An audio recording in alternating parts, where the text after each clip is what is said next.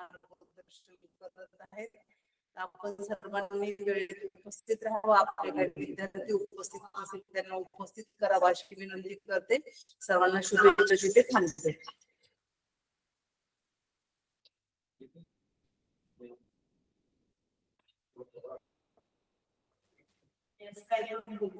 नमस्कार, मी प्रसाद कुमार चंद्रराव कुलकर्णी, पदवीधर शिक्षक, जिल्हा परिषद प्राथमिक शाळा देशमुखवाडी, तालुका कर्जत, जिल्हा अहिल्यानगर. आज मिशन आरंभ शिष्यवृत्ती ऑनलाईन तासिका जिल्हा परिषद अहिल्यानगर पंचायत समिती शिक्षण विभाग माहे सप्टेंबर 2025 1 सप्टेंबर ते 30 सप्टेंबर या कालावधीमध्ये कर्जत तालुक्याच्या वतीने ऑनलाईन तासिका मध्ये सहभाग झालेला आहे. तर आज आपण आमचे विद्यार्थी शिक्षणाधिकारी आदरणीय श्री प्रदीप चव्हाण साहेब, तसेच आदरणीय विस्तार अधिकारी श्रीमती उज्ज्वला गायकवाड मॅडम यांच्या मार्गदर्शनाखाली हा ऑनलाईन तासिका वर्ग आपण पाहतो आहोत. तर आज आपण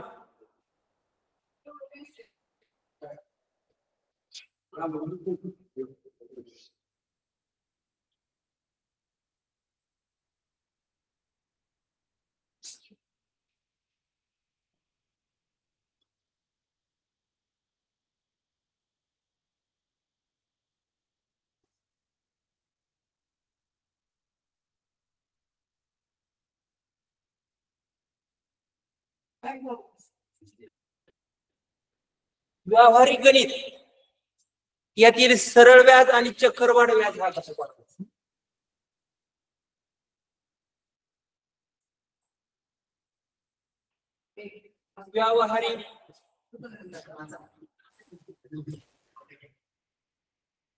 व्यावहारिक गणित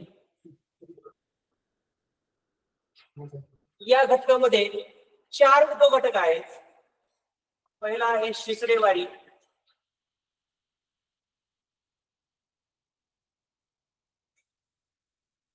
दुसरा घटक आहे सरळ व्याज,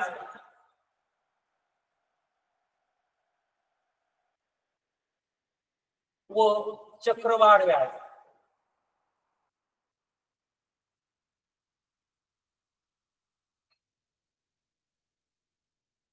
तिसरा घटक आहे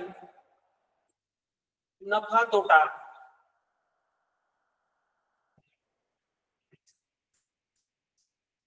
चौथा उपघटक आहे सूट, कमिशन,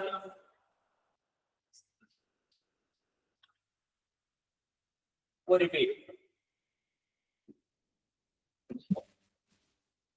आपला पहिला पेपर आहे मराठी भाषा, प्रथम भाषा मराठी व गणित. हा 150 गुणांचा आहे. त्याच्यामध्ये 100 गुण हे गणित विषयासाठी आहे,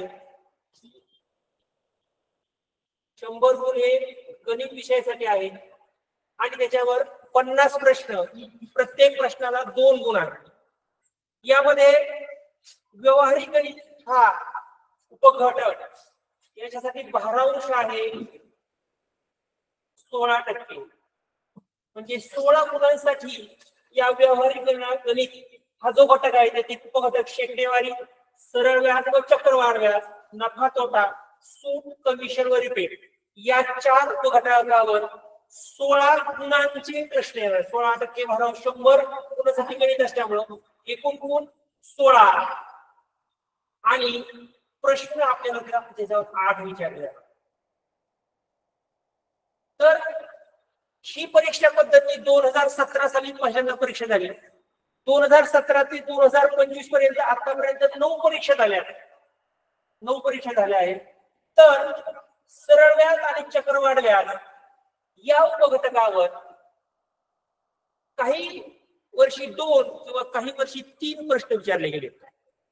याच्यामध्ये पहिला प्रश्न हा सरळ व्याजावर असतो, दुसरा प्रश्न चक्रवाढ व्याजावर, किंवा आणि तिसरा प्रश्न जर आला तर सरळ व्याज आणि चक्रवाढ व्याज अशा दोन्हीवरही मिळून तिसरा प्रश्न येतो. तर आपण या घटकाचा आज अभ्यास करणार आहोत आणि हा घटक आपण समजून घेणार आहोत. तर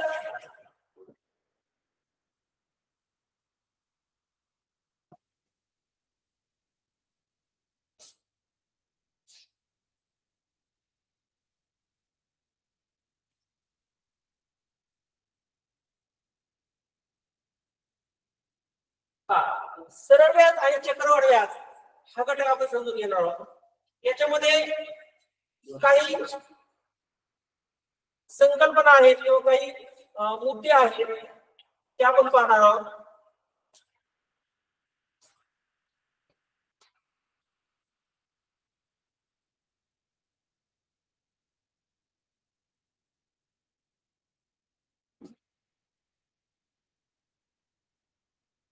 पहिला मुद्दा आहे मुद्दल. बँका पतपेढी यांच्याकडून घेतलेल्या किंवा यांच्याकडे ठेवलेल्या रकमेस मुद्दल असे म्हणतात.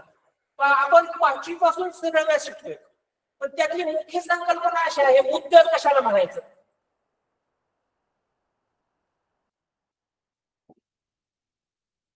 मुद्दल त्यालाच इंग्रजीमध्ये प्रिन्सिपल असं म्हटलं जातं. पी या अक्षराने दाखवतो.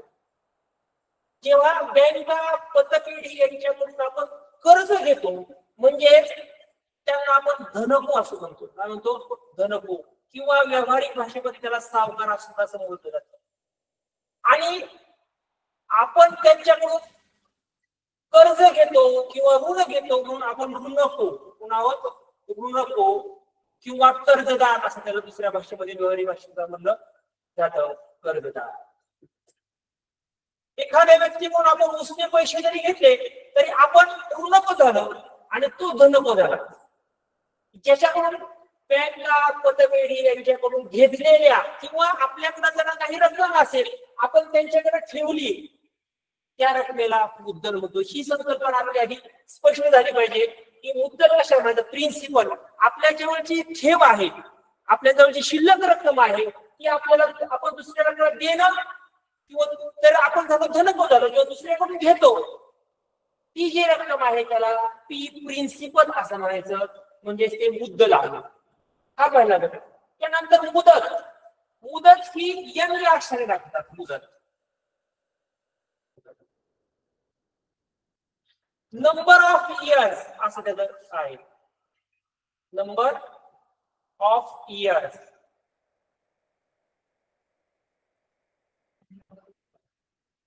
कालावधी. मुद्दल ज्या कालावधीसाठी वापरले जाते त्या कालावधीला मुदत असते. ज्या कालावधीसाठी आपण बँकेकडून पतपेढीकडून कर्ज घेतले किती कालावधी आपण तो वापरलाय आणि तो कालावधी पूर्ण झाल्यानंतर आपण रक्कम भरणा करतो.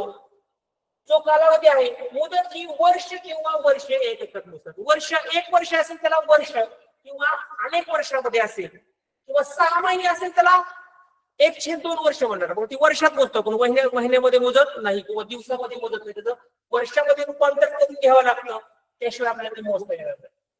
त्यानंतर पुढचा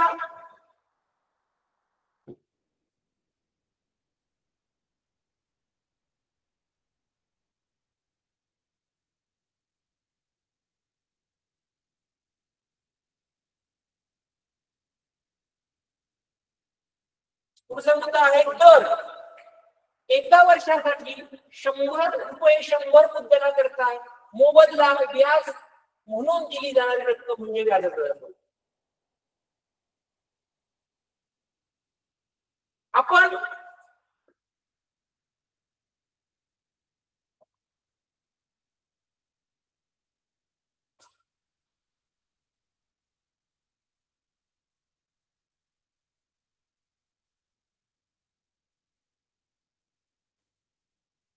एका वर्षासाठी 100 रुपये 100 मुद्दला करता मोबदला म्हणून व्याज दिली जाणारी रक्कम म्हणजेच व्याजाचा दर होय. म्हणजे जर आपण बँकेकडून कर्ज घेतलं आणि ते कर्ज समजा 2 वर्षासाठी आपण ऋण घेतलंय, कर्ज घेतलंय, 2 वर्षानंतर आपण रक्कम ती भरणा करणार आहोत, देणार आहोत बँकेला. हा जो 2 वर्षाचा कालावधी आहे त्या प्रत्येक 100 रुपयासाठी तो मोबदला दिला जातो आपण, किंवा जास्त रक्कम जी देणार आहोत त्याला व्याज असं म्हणतात.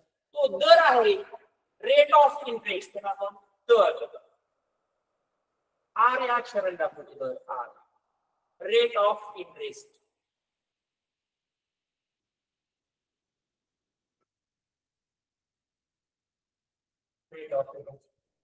दर 7 दर शेकडा असा व्यक्त करतात.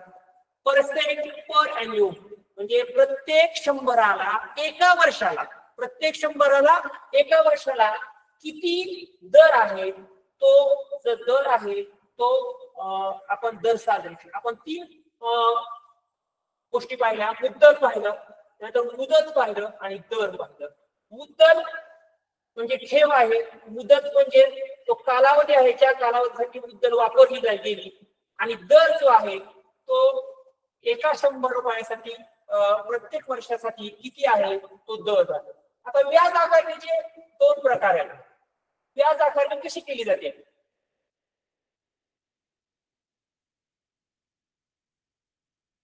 व्याज आकारणी सरळ व्याज, सिंपल इंटरेस्ट. जेव्हा व्याजाची आकारणी वर्षाकरता केली जाते व व्याजाची रक्कम मुद्दलात न मिसळता व्याज काढले जाते, अशा व्याज आकारणी सरळ व्याज असे म्हणतात. की मुद्दलावर जी व्याज आकारणी केली जाते ती वर्षाकरता केली जाते. प्रत्येक वर्षाचं व्याज हे सारखं आहे. समजा आपण 5 वर्षासाठी एखादं मुद्दल कर्ज घेतलेले आहे, तर प्रत्येक वर्षाचं व्याज हे सारखंच आहे. पहिल्या वर्षाचं व्याज तेवढं, दुसऱ्या वर्षाचं तितकं, तिसऱ्या वर्षात तेवढं, चौथ्या वर्षाचं, प्रत्येक वर्षाचं व्याज सारखं राहणार आहे. मुद्दलात न मिसळता हा महत्वाचा मुद्दा आहे, की त्याचं नावच आहे सरळ व्याज, सिंपल इंटरेस्ट.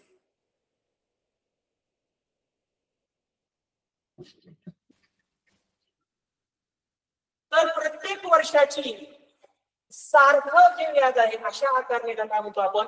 सरळ व्याज म्हणतो.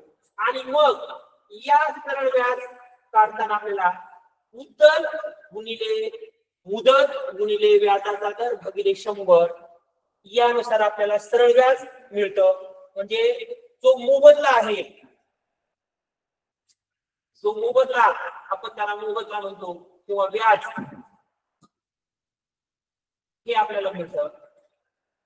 त्यानंतर आपण मुदतीनंतर मुद्दल अधिक व्याज, जी रक्कम आपण घेतलेली आहे कर्ज आणि त्याच्यावर झालेलं व्याज, या दोन्हीची बेरीज होऊन रास, म्हणजे ते ए अक्षर अमाऊंट. आपण 1000 समजा कर्ज घेतलं, त्याच्यावर 200 रुपये व्याज झालं, तर मुद्दल आपली जी आहे ती 1000 आहे, अधिक 200 त्याच्यावरचा मोबदला म्हणजे त्याचं सरळ व्याज, आणि 1200 हे काय झालं? अमाऊंट. तर ते झालं राज. आता पुढचा मुद्दा आहे त्याच्यामध्ये परत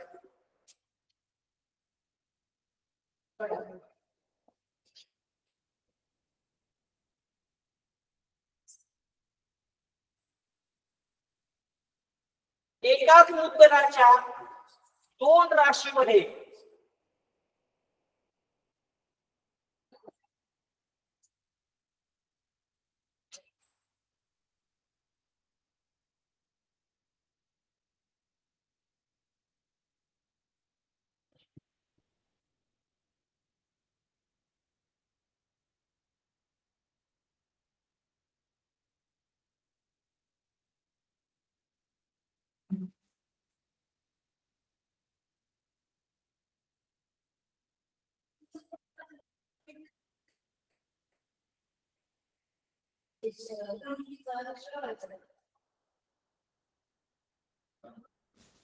एकाच मुद्दलाच्या 2 राशीमध्ये व्याजाचा दर समान असेल परंतु मुदत भिन्न असेल, तर या राशीतील फरक हा मुदतीच्या फरकाच्या आधाराचा असतो. समजा मुद्दल फी जी आहे आपण पाहू, 1000 रुपये काय आहे मुद्दल आहे. दुसऱ्या ठिकाणी सुद्धा 1000 रुपये मुद्दल आहे फी प्रिन्सिपल, आणि इथं मुदत जी आहे ती 3 वर्षे आणि इथं मुदत 5 वर्ष आहे. व्याजाचा दर रेट ऑफ इंटरेस्ट इथं 10% आहे आणि इथं सुद्धा 10%. आता बघा, एकाच मुद्दलाच्या एकच मुद्दल आहे दोन्ही, 1000 मुद्दल इथं, एकच नाही 1000 मुद्दल. 2 राशीमध्ये व्याजाचा दर एकाच मुद्दल आणि व्याजाचा दर समान असेल, व्याज सुद्धा कसं आहे समान आहे, इथं 10% आहे, इथं 10% आहे. तर या राशीतील, रास म्हणजे काय, अमाऊंट, या राशीतील अमाऊंट मधील फरक हा मुदतीच्या फरकाच्या व्याजा इतका असतो. बघा इथं दोन्हीकडे मुद्दल 1000 आहे, मुदत 3 वर्ष आणि 5 वर्ष. रेट ऑफ इंटरेस्ट दर 10%. याचा आपण सिंपल इंटरेस्ट काढू. SI बरोबर P गुणिले R गुणिले N छेद 100. 1000 गुणिले 3 गुणिले 10 छेद 100.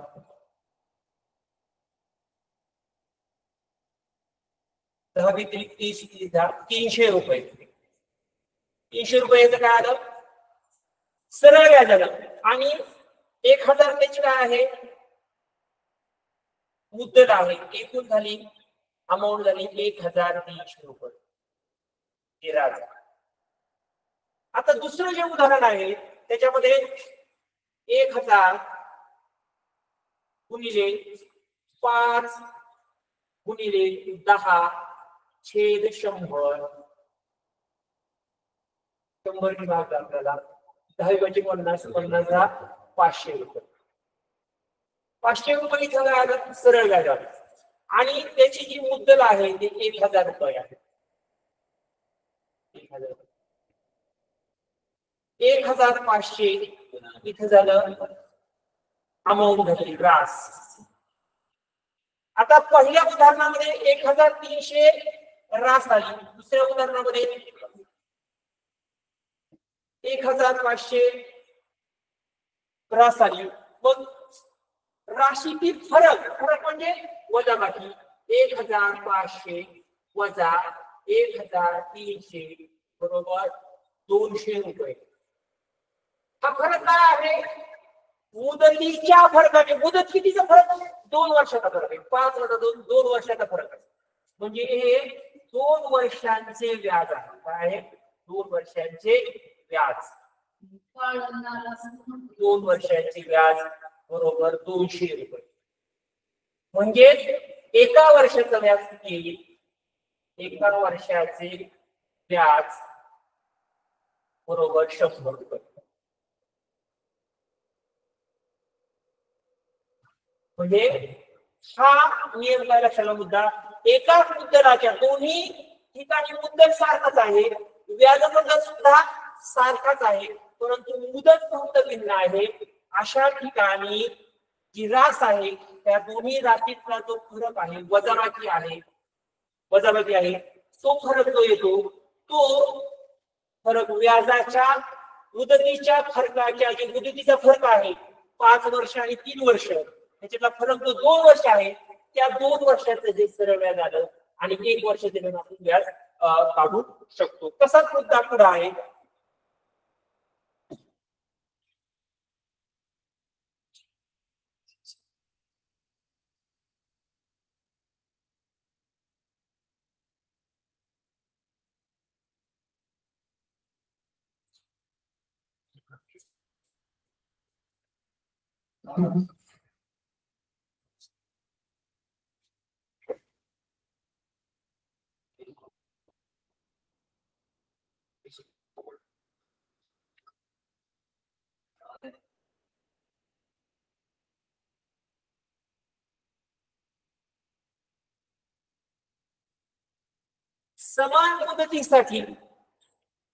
समान मुदतीसाठी मिळणाऱ्या व्याजाचे गुणोत्तर हे त्याच्या मुद्दल व दर यांच्या गुणाकाराच्या गुणोत्तराबरोबर असते. पहा इथं आपण मुद्दल P बरोबर किती घेतलंय, 1000 P आहे पहिल्या उदाहरणामध्ये, पहिलं उदाहरण. दुसऱ्या उदाहरणामध्ये 2000 रुपये मुद्दल आहे. त्यानंतर यंग म्हणजे मुदत बरोबर 1000 रुपये 2000 रुपये 3 वर्षे. आणि दुसऱ्या उदाहरणामध्ये मुदत सुद्धा काय आहे, 3 वर्षे. म्हणजे मुदत समान आहे बघा, मुदत समान आहे. आणि रेट ऑफ इंटरेस्ट आर दर साल दर शेकडा. पहिल्या उदाहरणामध्ये 10%, दुसऱ्या उदाहरणामध्ये 5% आहे.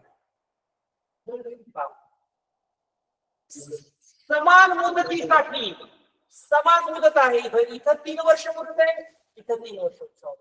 पण पहिल्या ह्याच्यामध्ये मुद्दल 1000 आहे, दुसऱ्या ह्याच्यात मुद्दल 2000 आहे, मुद्दल वेगळं. त्यानंतर रेट ऑफ इंटरेस्ट आर पहिल्या ह्याच्यामध्ये 10% दर साल दर शेकडा आहे, दुसऱ्यामध्ये 5% हा सुद्धा वेगळा. मग मिळणाऱ्या व्याजाचे गुणोत्तर हे त्याच्या मुद्दल व दर यांच्या गुणाकाराच्या गुणोत्तरावर असते. बघा आपण याचं एसआय सिंपल इंटरेस्ट काढू. एसआय बरोबर 1000 गुणिले 3 गुणिले 10/100. 100 ने भागलं तेव्हा मला 2 दिले म्हणजे 100 ने भागलं जरा 10 विक्री 30 300 रुपये. आता याचं काढू पुढच्या दुसऱ्या उदाहरणाचं. 2000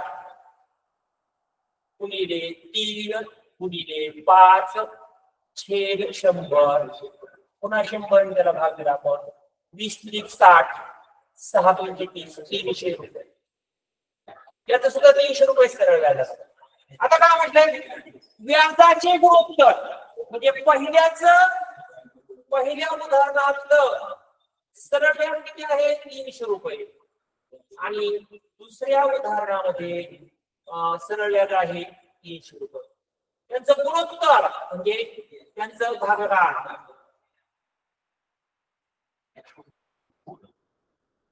एकास एक म्हणजे 1/1 असते.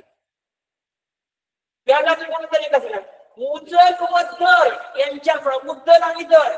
मुद्दल किती आहे 1000 आणि दर किती आहे 10. 1000 गुणिले 10 पहिल्याचं झालं हे पहिल्या उदाहरणाचं. दुसऱ्या उदाहरणाचं काय आहे मुद्दल आणि परत दर 2000 गुणिले 5. 2000 गुणिले 5 1000 गुणिले 10 10,000 रुपये आणि 2000 गुणिले 5 10,000 म्हणजे काय आलं 1/1 म्हणजे एकास एक. बघा काय म्हटलंय समान मुदतीसाठी 2 उदाहरणं घेतली आपण. दोन्हीचं मुद्दल प्रिन्सिपल वेगळं आहे, मुदत फक्त समान आहे. समान मुदतीसाठी मिळणाऱ्या व्याजाचे गुणोत्तर मुद्दल वेगळं आहे, दर वेगळा आहे, फक्त मुदत सारखी. ह्या दोन्हीचं जे सरळ व्याज काढलं त्या सरळ व्याजाचं जे गुणोत्तर आलं तेच गुणोत्तर मुद्दल गुणिले दर याचं एकाच एक गुणोत्तर आलं. तर आपण आतापर्यंत काय बघितलं तर सरळ व्याज कसं काढतो आपण हे पाहिलं. आपल्याला पुढं त्याच्यावर काही परीक्षेमध्ये आलेले उदाहरण पाहिजे. सोपं उदाहरण करू आपण सुरुवातीला. रामने ₹1000 दर साल दर शेकडा दराने रुपये दराने 10 रुपये दराने 2 वर्षासाठी बँकेत ठेवले तर मुदती अगदी रामला किती रुपये व्याज मिळेल. आधी आपल्याला गिवन किंवा दिलेल्या गोष्टी ज्या आहेत त्या माहिती पाहिजे. काय दिलंय नेमकं हे माहिती पाहिजे. कारण की आपण 30% सोपे प्रश्न आहेत आपल्याला, 40% मध्यम आहेत, 30% कठीण आहेत. परंतु सोपेच प्रश्न बऱ्याच वेळा विद्यार्थ्यांनी चुकतात कारण की समजून घेत नाही. इथं काय दिलं आपल्याला प्रिन्सिपल फी दिलंय 1000 रुपये. कोणती काय दिले आणि काय आपल्याला विचार आहे. दर साल दर शेकडा rate of interest R is equal to 10% आणि मुदत किती दिली आहे एन 2 वर्ष. आणि शब्द काय वापरला उदाहरणामध्ये मुदती आणि ती म्हणजे मुदत पूर्ण झाल्यानंतर त्याला व्याज किती मिळेल विचारलं. त्याला त्याची अमाऊंट किंवा रास विचारली नाही, फक्त व्याज विचारलंय. मग सिंपल इंटरेस्ट सूत्र काय आपलं पी गुणिले एन गुणिले आर छेद 100. मग पी किती आहे आपलं 1000 रुपये गुणिले एन किती आहे 2 वर्षे गुणिले दर आहे 10/100. 100 हे आपल्याला 100 गुणे 10 गुणे 20 200 रुपये त्याला मुदती आणि व्याज दिले. हे झालं व्याज एसआय सिंपल इंटरेस्ट सरळ व्याज. पण जर आपल्याला अमाऊंट विचारली असती तर एसआय अधिक पी मुद्दल बरोबर अमाऊंट म्हणजे 200 अधिक 1000 म्हणजे 1200 रुपये आपल्याला अमाऊंट आली असते. म्हणून आपल्याला काय विचारलंय आणि आपण काय उत्तर देतोय हे आपण काळजीपूर्वक पाहिलं पाहिजे. पुढचं उदाहरण हे परीक्षेमध्ये आलेलं आहे.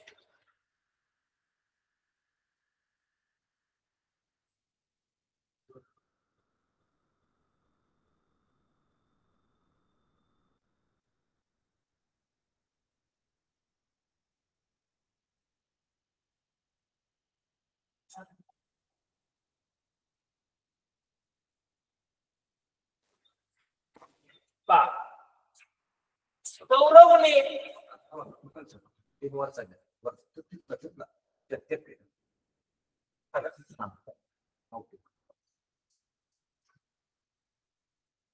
सौरभने त्याच्या जवळ असणारी रुपये 17,200 ची रक्कम त्याच्या जवळ असणारी म्हणजे हे काय आहे पी आहे. काय पी आहे पी बरोबर 17,200 रुपये म्हणजे मुद्दल.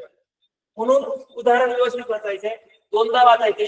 सौरभने त्याच्या जवळ असणारी रुपये 17,200 ची रक्कम एका बँकेत दर 9.5 दराने म्हणजे दर रेट ऑफ इंटरेस्ट 9 टक्के दराने सरळ व्याजाने कोणत्या चक्रवाढ व्याजाने विचार नाही 2.25 वर्षासाठी एन बरोबर काय दिलं आपल्याला 2.25 वर्षे 2.25 वर्षे म्हणजे आपल्याला मुद्दाम अक्षरात दिले त्याने 2.25 वर्षे. मग हेच कसं घेतो आपण 2.1/4 पॉइंट मध्ये शक्यतो लिहायचं नाही आपण. पॉइंट मध्ये केल्यावर आपल्याला थोडं अवघड जातं पुन्हा. म्हणजे काय झालं 9/4 4 2 8 आणि 2 हे सुद्धा 9.5 म्हणजे कसं आहे 9.5 म्हणजे 19/2 आहे. पी 17,200 आपल्याला मुद्दल दिले 9.5 आपल्याला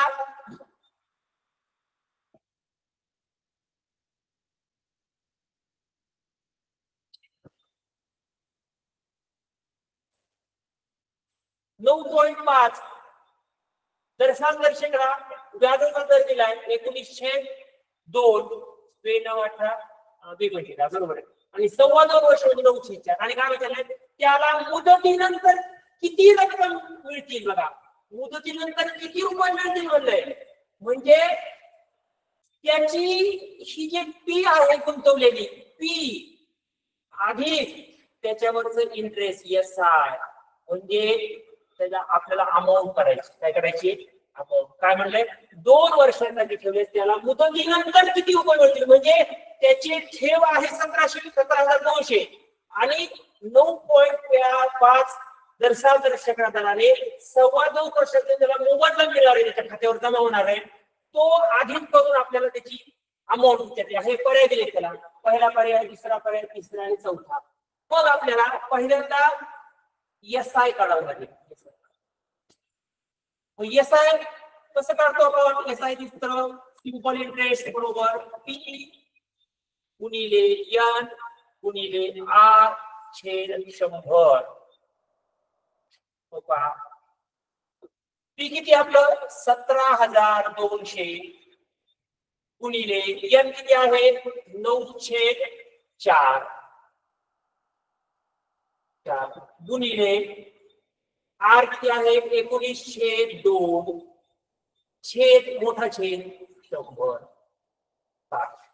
पुन्हा एकदा बघा, आपण P गुणिले N गुणिले R छेद 100. बघा 100 भागलं त्याला 4 1 4 4 चौक 16 आणि 4 त्रिक 12. काय राहिलं इथं बघा, 43 गुणिले 9 छेद 1 म्हणजे काय म्हणण्याची गरज नाही, गुणिले 19 छेद 2. इथं पण छेद. आता मग बेग बे बेदुने 4 बेग बे घालणार बे 25. काय राहिलं आपल्या इथं 21.5 गुणिले 9 गुणिले 19. 9 5 45 हातच्याले 4 9 1 9 4 13 हातचाला 1 9 दुने 9 5 45 हातच्याले 4 9 1 9 9 4 13 हातचाले 1 9 दुने 18 19 9 5 45 हातच्याले 4 9 हातचाला 1 बरोबर आहे ना, गुणिले 19 19 5 95 हातच्याले 9 19 त्रिक 57 57 9 66 66 हातच्याले 6 19 9 171 6 76 हातच्याले 17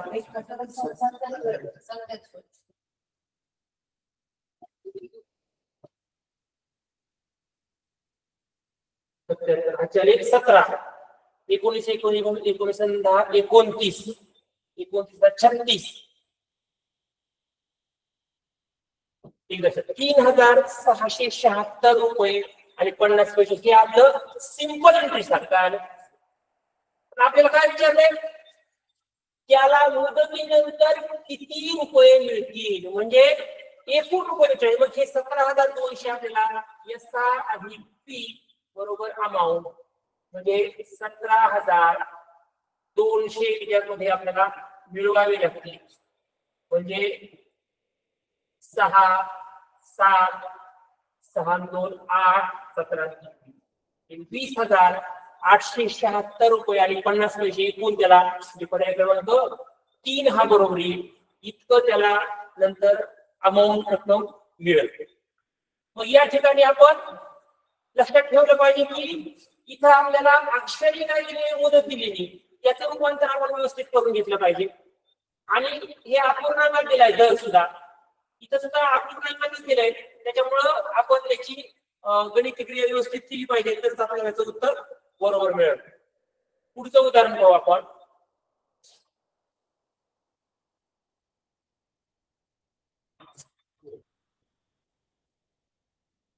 पुढचं उदाहरण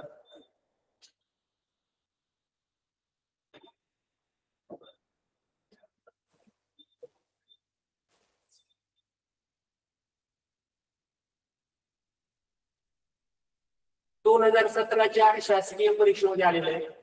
अनुराधाने एका बँकेत 15,000 रुपये 3 वर्षासाठी सरळ व्याजाने ठेवले. तिला मुदती अंती 24,000 रुपये मिळाले तर व्याजाचा दर किती होता? अनुराधाने एका बँकेत रुपये 15,000 म्हणजे पी मुद्दल 15,000 रुपये ठेवले. 15,000 रुपये किती मुदतीसाठी? 3 वर्षे. N number of years, N बरोबर 3 वर्षे. 3 वर्षे मुदतीसाठी ठेवले. तिला मुदती अंती म्हणजे मुदत संपल्यानंतर किती मिळाले तिला? 24,000 मिळाले. 24,000 रुपये मिळाले. म्हणजे तिचे 15,000 रुपये ठेव होती, 3 वर्षे कालावधी होता आणि मुदती 24,000 मिळाले. म्हणजे ही रक्कम आहे ती अमाऊंट आहे, म्हणजे पी अधिक सिंपल इंटरेस्ट बरोबर ए. म्हणजे आपल्याला आधी सिंपल इंटरेस्ट काढून घ्यावं लागत, म्हणजे आपल्याला मग व्याज दर काढता येईल. मग ए वजा पी बरोबर एस आय. मग ए काय केले आपल्याला अमाऊंट किती 24,000 वजा 15,000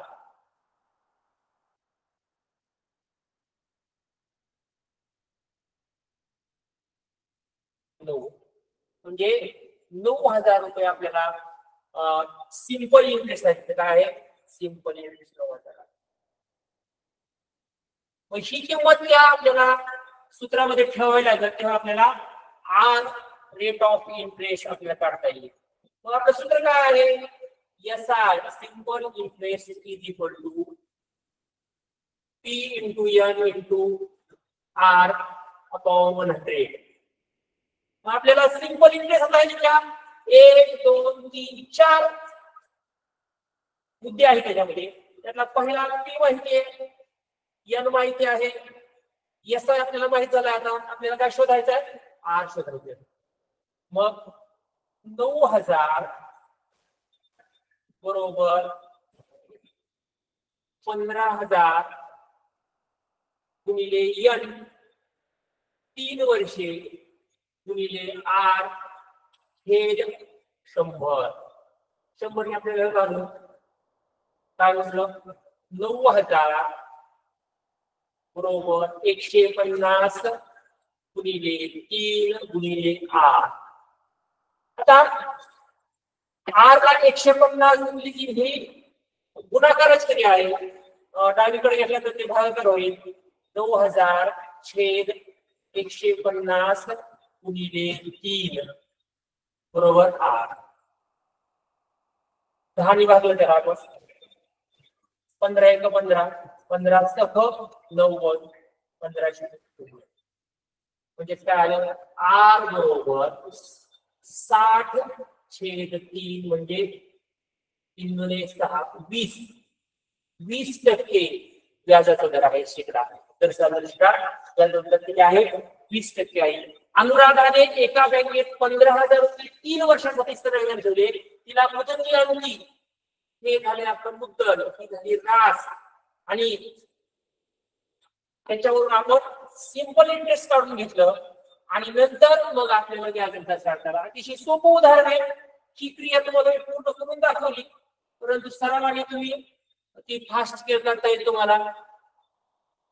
पुढचं उदाहरण पाहू आपण.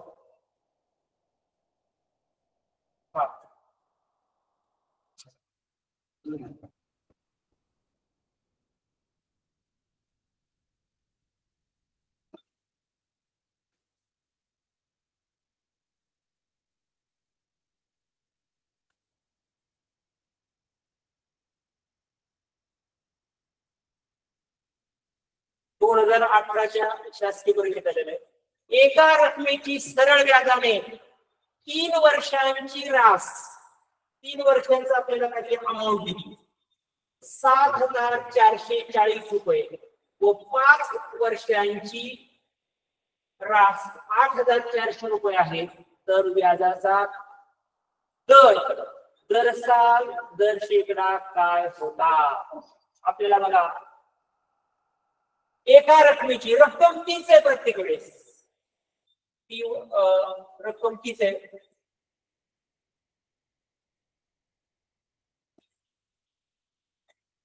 ती दोन्ही वेळेस रक्कम तीच आहे.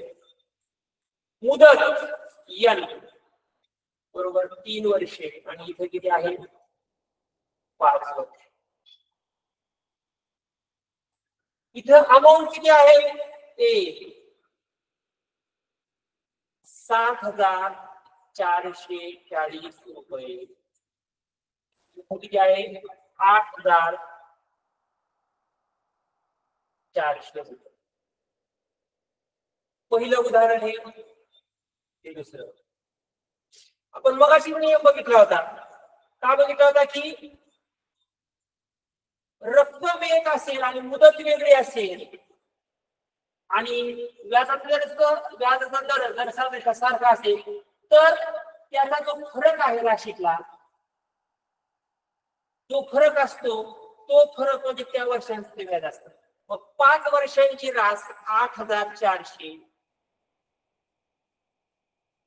A2 म्हणतो आपण A1 A2 मायनस A1 7440 शून्यातून शून्य गेले 10 4 गेले 6 3 6 9 960 होतं. 5 वजा 3 2 वर्षाचं व्याज, 2 वर्षाचे व्याज किती आहे? 2 वर्षाचे सरळ व्याज किती आले? 960 रुपये. तर आपल्याला काय विचारले? दर दर त्याला. मग 1 वर्षाची व्याज आपण काढू शकतो. 1 वर्षाची व्याज त्याला काय करावं लागेल? आपल्याला 2 ने भागावं लागेल. 1 वर्ष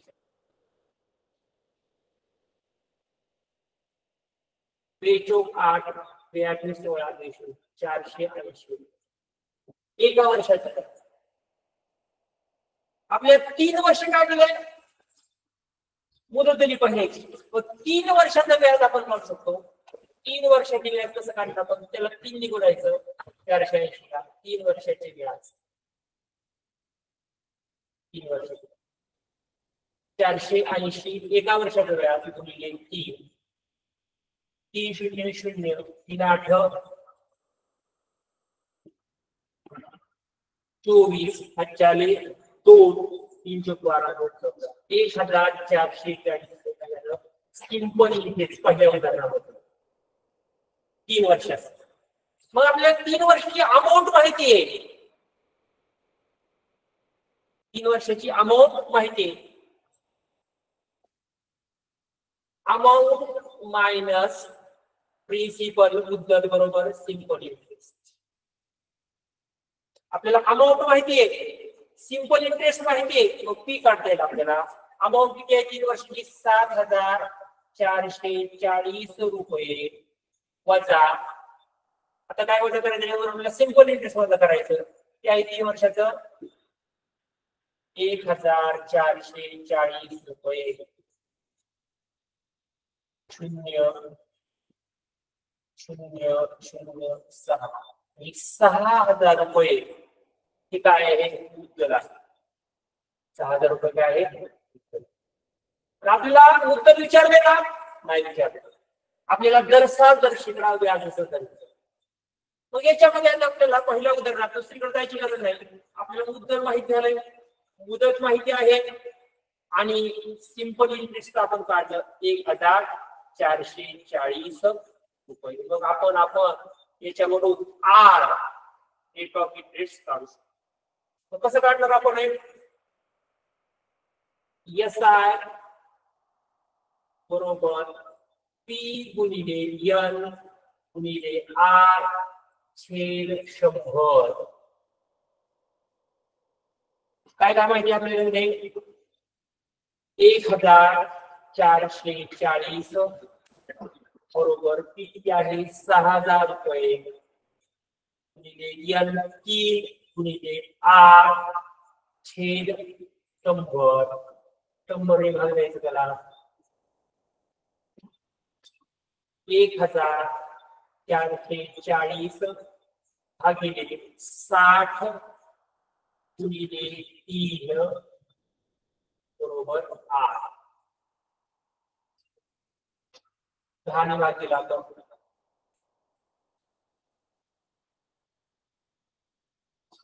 6 गुणे 12 2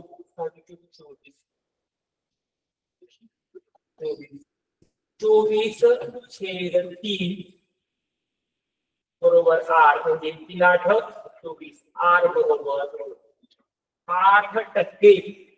8% म्हणजे बघा आपल्याला काय विचारलं होतं? एका रकमेची सरळ व्याजाने 3 वर्षांची रास आणि 5 वर्षांची रास दिली. आपण या दुसऱ्या उदाहरणामध्ये त्याच्यातल्याच जरी आपण व्याज टाकलं तरी आपल्याला इथे सुद्धा पी काढता येईल. त्याच्यावर सुद्धा आर काढला तरी तितकाच येणार आहे. काय अडचण नाही. मग एका रकमेची सरळ व्याजाने 3 वर्षांची व्याज 7,440 रुपये व 5 वर्षांची व्याज 8,400 रुपये होते. तर व्याजाचा दर दर शेकडा काय होता? साधं इतकं करण्यापेक्षा जलदचे विद्यार्थी करू शकतात की 8,400 मधून 7,440 वजा करायचे. जो फरक आलाय तो 960 रुपये आलाय. हा हे आहे 2 वर्षाचं व्याज. 1 वर्षाचं व्याज काढलं, 3 वर्षाचं व्याज नका घेऊन 5 वर्षाचं काढा. 3 वर्षाचं व्याज सोपं जाईल, कमी होईल. 3 वर्षाचं व्याज काढलं ते आपण याच्यामध्ये टाकलं. 3 वर्षाचं व्याज माहित झालं, मुदत माहिती झाली, मग 3 वर्षाची रास अमाऊंट आपल्याला माहिती आहे 7,440 रुपये. त्याच्यामधून आपण 1,440 म्हणजे सरळ व्याज वजा केलं 3 वर्षांचं, तर आपल्याला 6,000 रुपये त्याची मुद्दल प्रिन्सिपल मिळालं. आणि तेच आपण सरळ रेषेच्या सूत्रामध्ये टाकलं तर आपल्याला 8% हे उत्तर मिळालं. तर आपण पुढच्या उदाहरणाकडे जाऊ.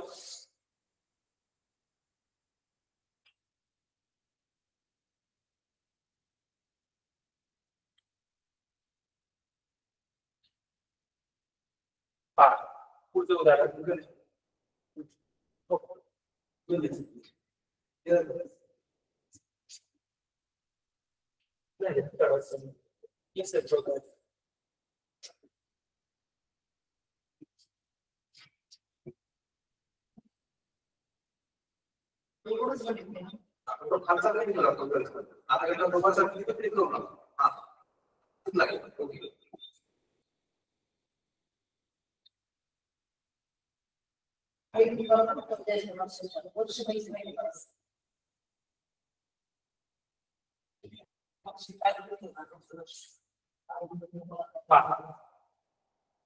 काय म्हटले आहे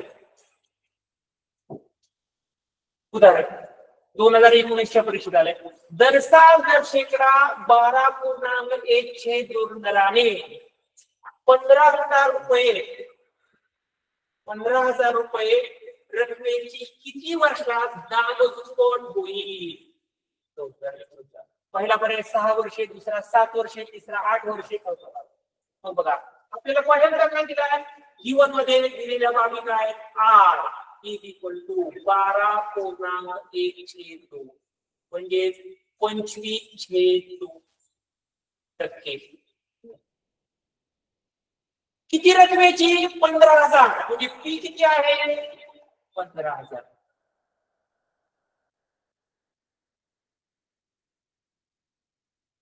किती वर्षात म्हणजे किती म्हणजे आपल्याला विचारलंय या नंबर ऑफ इयर्स किती वर्ष दाम दुप्पट होईल. बघा म्हणजे काय दाम दुप्पट याचा अर्थ काय, 100 रुपये जर मुद्दल असेल तर त्याची 200 रुपये झाली पाहिजे.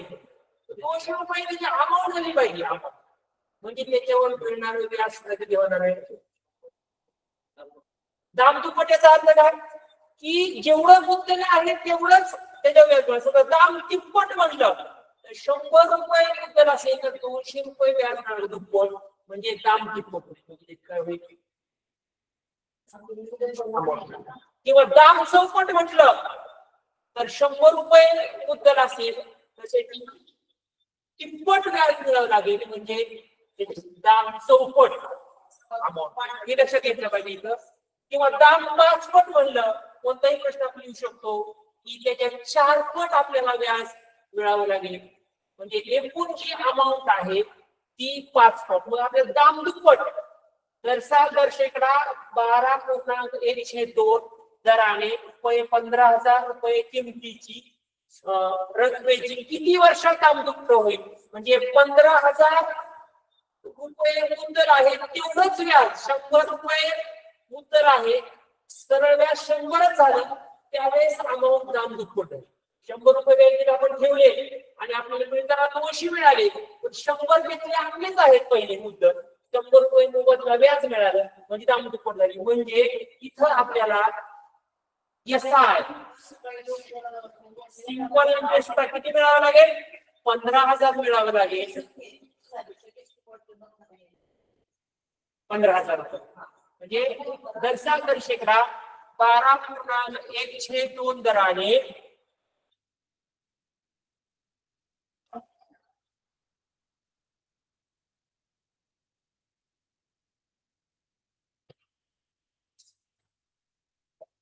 फी आपला आहे 15,000 रुपये. दर आहे 12.1/2 म्हणजे 25/2%. आणि आपल्याला एन काढायचंय म्हणजे आपलं SI सुद्धा किती आहे 15,000 आहे. मग सरळ व्याजाचं सूत्र आपण वापरायचं. SI बरोबर P गुणिले N गुणिले R छेद 100. मग 15,000 व्याज मिळण्यासाठी गुणिले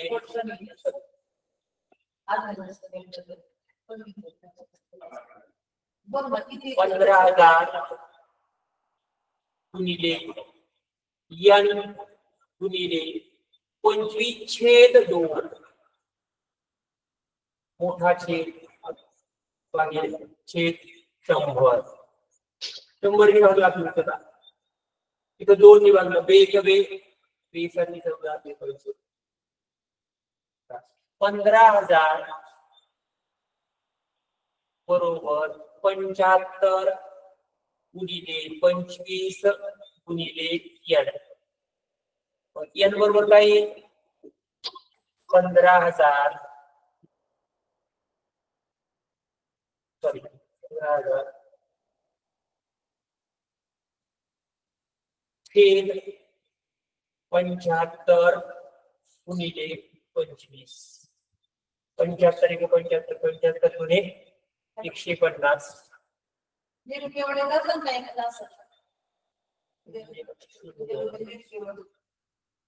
2 छेद 25 25/8